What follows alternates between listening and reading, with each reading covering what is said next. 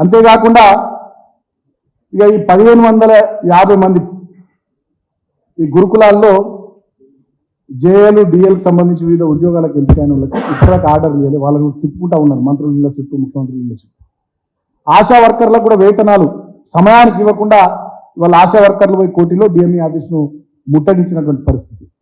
అంటే పరిపాలన మొత్తం ఎక్కడ కూడా సరిగా లేకుండా గాలికి వదిలేసినారు. ముఖ్యమంత్రి గారికి పట్టింపు లేదు, మంత్రులకు పట్టింపు లేదు, అధికారులకు పట్టింపు లేదు. ఒక రకమైనటువంటి నిర్లిప్తత, నిర్లక్ష్యం, అహంకారపూరిత ధోరణి ఇవాళ ముఖ్యమంత్రి లోపల, మంత్రి లోపల కనబడతా ఉంది.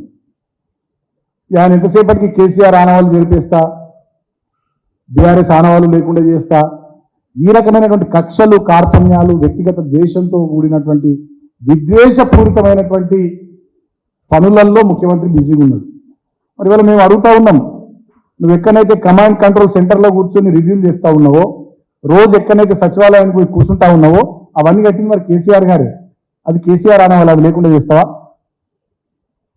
మాట్లాడే ముందు, చెప్పే ముందు ఆలోచన చేయాలి ముఖ్యమంత్రి గారు. గవర్నమెంట్ అనేది డెఫినెట్గా అది ఒక continuous process. Government is continuous process. Individuals will come and go. కాబట్టి సిస్టమ్ కానీ, డెమోక్రసీ కానీ, కాన్స్టిట్యూషన్ కానీ ఇవన్నీ లైవ్లో ఉంటాయి. వ్యవస్థల్ని కాపాడాల్సినటువంటి బాధ్యత, ప్రజాస్వామ్యాన్ని పరిరక్షించాల్సినటువంటి బాధ్యత, రాజ్యాంగానికి బద్దుడవై పనిచేయాల్సినటువంటి బాధ్యత ప్రజలు నీకు అవకాశం ఇచ్చారు కాబట్టి నీ మీద ఉంటుంది ముఖ్యమంత్రిగా. ఇవాళ విద్యాశాఖ నీ దగ్గరనే పెట్టుకున్నావు, హోంశాఖ నీ దగ్గరనే పెట్టుకున్నావు. ఈ ప్రభుత్వానికి అధినేతగా ఇవాళ నువ్వు పూర్తి స్థాయిలో విఫలమైనవి. రాష్ట్రంలో శాంతి భద్రతలు విఫలమైనవి. మొత్తం అరాచకం రాష్ట్రంలో రాజ్యం వెళ్తా ఉంది. విద్యా సంవత్సరం ప్రారంభమైన తర్వాత కూడా స్కూళ్లలో అరకొర వసతులు, కనీస సౌకర్యాలు లేకుండా పంపించినటువంటి పుస్తకాలు వెనక్కి తెప్పించి ఈ విద్యా సంవత్సరం ప్రారంభంలోనే ఈ ప్రభుత్వం చేతులు కాల్చుకునేటటువంటి పరిస్థితి తెచ్చుకున్నది. కాబట్టి ఇది కంప్లీట్గా ముఖ్యమంత్రి రేవంత్ రెడ్డి ఫెయిల్యూర్గా నేను భావిస్తూ ఉన్నా. అట్టర్ ఫ్లాప్ ముఖ్యమంత్రినా. ఇక ఈ పరిపాలన సరే, అసెంబ్లీ ఎన్నికలు అయిపోయినాయి, పార్లమెంట్ ఎన్నికలు అయిపోయినాయి, పరిపాలన మీద దృష్టి పెట్టాల్సినటువంటి ముఖ్యమంత్రి కమిషన్లు తీసుకున్నాడు, మా ప్రభుత్వం మీద కమిషన్లు వేసుడు, ఈ పనిలో బిజీగా ఉన్నాడు. మద్యంలో కమిషన్లు, ఇసుకలో కమిషన్లు, ఫ్లైయాష్లో కమిషన్లు, భూములలో కమిషన్లు. ఇక హైదరాబాద్ నగరం అయితే వాళ్ళ 4-5 రంగాలకు వంచిందట. ఈస్ట్ ఒకరు, వెస్ట్ ఒకరు, సౌత్ ఒకరు, నార్త్ ఒకరు, ఎక్కడోళ్ళు అక్కడ ఆఫీసులు పెట్టుకొని ఇక ఇష్టారాజ్యం, అడగోలు, అరాచకాలు జరుగుతూ ఉన్నాయి వల్ల. కాబట్టి నేను ముఖ్యమంత్రిని కోరుతా ఉన్నా, పరిపాలన మీద దృష్టి పెట్టండి, పద్ధతులు మార్చుకోండి అని చెప్పి నేను కోరుతా ఉన్నా. ఏమంటాడు ఇక మాట్లాడితే బీఆర్ఎస్కి 1 సీటు రాలే, ఎన్ని సీట్లు గెలిచినాం మేమని. నువ్వేమన్నా 14 సీట్లు గెలుస్తా అన్నావు, 8 సీట్లు గెలిచినావు. నీ సొంత జిల్లా మహబూబ్ నగర్లో ఓడిపోయినావు. నువ్వు సిట్టింగ్ ఎంపీగా ఉన్న మల్కాజ్గిరి సీట్ ఓడిపోయినావు. నువ్వు ఇన్ఛార్జ్ ఉన్న చేవేళ్ళ కూడా ఓడిపోయినావు. నీకు అసలు అభ్యర్థుల శాఖ దొరకక మా వాళ్ళని తీసుకొని పెట్టుకున్నావు. ఒక అభ్యర్థి మా జడ్పీ చైర్మన్, ఒక అభ్యర్థి మా సిట్టింగ్ ఎమ్మెల్యే, ఒక అభ్యర్థి మా సిట్టింగ్ ఎమ్మెల్యే బిడ్డ, ఇంకో అభ్యర్థి మా sitting MP.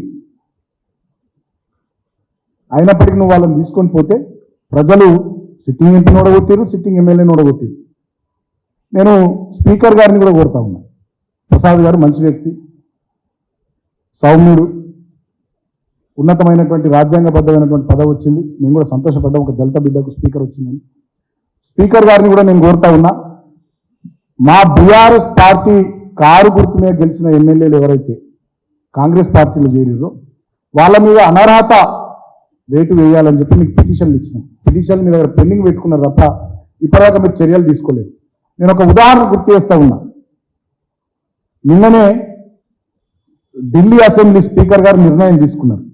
Aam Aadmi party నుంచి పటేల్ నగర్ అసెంబ్లీ నియోజకవర్గం నుంచి గెలిచిన ఎమ్మెల్యే రాజ్ కుమార్ ఆనంద్, ఆయన బీఎస్పీ పార్టీ ఎంపీ అభ్యర్థిగా న్యూఢిల్లీ సీట్ నుంచి పోటీ చేసి, న్యూఢిల్లీ 1 సీట్ నుంచి ఆయన పోటీ చేస్తే నిన్న అనర్హత వేటు వేసి, మరి రాజ్యాంగానికి బద్దుడనై ఉంటానని, రాగద్వేషాలకు అతీతంగా పనిచేస్తానని ప్రమాణం చేసి స్పీకర్గా ఇప్పుడు బాధ్యతలు నిర్వర్తిస్తున్నటువంటి ప్రసాద్ కుమార్ గారు, సీనియర్ లెజిస్లేటివ్ మెంబర్ వారిని నేను రిక్వెస్ట్ చేస్తా ఉన్నా, మా ముగ్గురు ఎమ్మెల్యేలకు సంబంధించినటువంటి పిటిషన్లు కూడా మీ దగ్గర పెండింగ్లో ఉన్నాయి. మీరు దయచేసి వీలైనంత తొందరగా చర్యలు తీసుకోవాల్సిందిగా నేను కోరుతా ఉన్నాను. ఎందుకంటే ఢిల్లీ అసెంబ్లీ నిన్న స్పీకర్ గారు నిర్ణయం తీసుకున్నారు, అనర్హత వేటు వేసిరు రాజ్ కుమార్ ఆనంద్ గారి మీద. కాబట్టి మీరు కూడా తొందరగా నిర్ణయం తీసుకొని స్పీకర్ అనేటటువంటి అత్యున్నతమైనటువంటి ఆ స్థానం రాజకీయాలకు అతీతంగా, పార్టీలకు అతీతంగా, రాగద్వేషాలకు అతీతంగా, ప్రజాస్వామ్యబద్ధంగా రాజ్యాంగానికి లోబడి పనిచేసే ఒక స్వయం ప్రతిపత్తి కలిగినటువంటి వ్యవస్థ అని చెప్పి మీరు నిరూపించాల్సిందిగా మీకు నేను విజ్ఞప్తి చేస్తూ ఉన్నా స్పీకర్ గడ్డం ప్రసాద్ గారికి.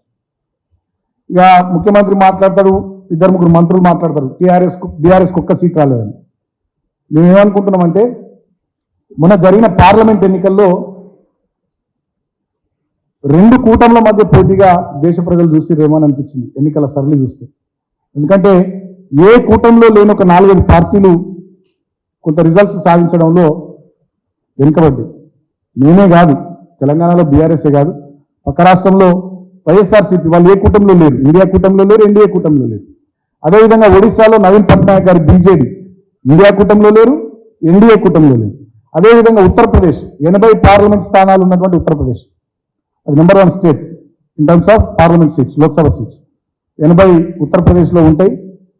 మన 48 అక్కడ వెస్ట్ బెంగాల్లో ఉంటాయి, 42 మహారాష్ట్రలో ఉంటాయి, 39 తమిళనాడులో ఉంటాయి.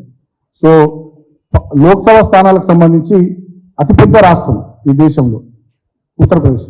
అక్కడ కూడా బీఎస్పీ అటు ఎన్డీఏ కూటమిలో లేదు, ఇటు ఇండియా కూటమిలో లేదు, వాళ్ళు కూడా అక్కడ దెబ్బతిన్నారు. సో మొన్న జరిగిన పార్లమెంట్ ఎన్నికల్లో ఈ రెండు కూటముల మధ్య పోటీగానే ప్రజలు భావించినారు. కాబట్టి ఆ రకమైనటువంటి ఫలితం వచ్చిందని చెప్పి మేము భావిస్తూ ఉన్నాం. అయినప్పటికీ కూడా తెలంగాణను తెచ్చిన పార్టీగా, తెలంగాణ కోసం పుట్టిన పార్టీగా, తెలంగాణను గొప్పగా అభివృద్ధి చేసిన పార్టీగా తెలంగాణ ప్రజల పక్షాన నిరంతరం మా ఊపిరి ఉన్నంత వరకు మా ప్రయాణం కొనసాగుతుంది, మా పోరాటం కొనసాగుతుంది. అవకాశం వచ్చి అధికారం ఇచ్చినాడు, ప్రజల కోసం పనిచేసినాం. ఇవాళ ప్రతిపక్ష పాత్ర ఇస్తే బాధ్యతాయుతమైనటువంటి ప్రతిపక్షంగా ప్రజల పక్షాన పలు అంశాల మీద ప్రభుత్వాన్ని అలర్ట్ చేస్తూ ప్రభుత్వానికి చాలా విషయాలు గుర్తు